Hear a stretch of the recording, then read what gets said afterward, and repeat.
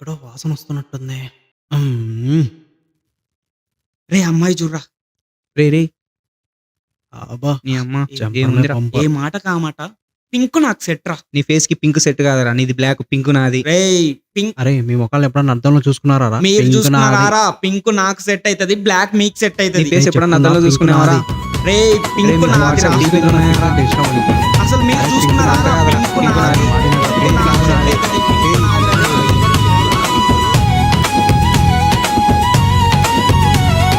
ఒకడు పూటంతా నిద్రే లేచిన మళ్ళీ బోరే, ఇంకొకడు అప్పు తీసి సరాకు తిరిగి కట్టమంటే దూరాకు, మరొకడు ఇంట్లో గజిబిజి పని చేయడమే వీరికి అజ్ఞాత భాష.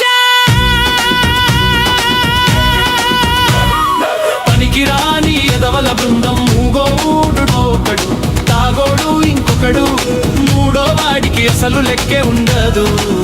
ఇదే రా ఊరి కమెడీ గుంపు.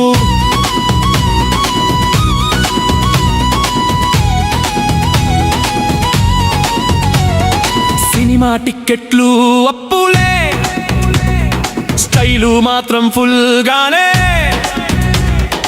అమ్మాయిని చూడగానే వణికిపోతారు, మాట్లాడలేక పక్కకు పారిపోతారు.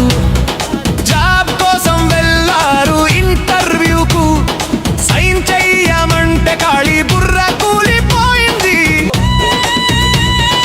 ముగ్గురు ఎదవలు ఊరి హంగామా, పనికిరాని కానీ చూపులేడామా. ఒకడు నిద్రలోనే చక్రవర్తి, ఇంకొకడు మద్యం దగ్గరే జమిని, మూడో వాడు పెద్ద ప్లాన్లు వేసి చివరికి తానే కూల్ చేసి వీళ్ళ బుర్రలన్నీ కాడిపై నవ్వించడమే వీళ్ళ అసలు స్టైల్.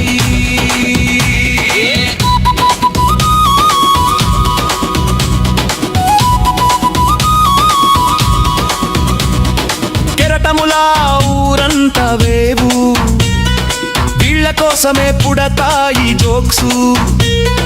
జీవితం వీరికి ఓ కామెడీ స్టేజు, ముగ్గురు ఎదవలు ఊరి క్రేజు. పనికిరాని ఎదవల బృందం, ఊరిలో వీళ్ళదే సండం. వాళ్ళను చూస్తే నవ్వు ఆగదు. ఇదే రా అసలు కమెడీ సాగా.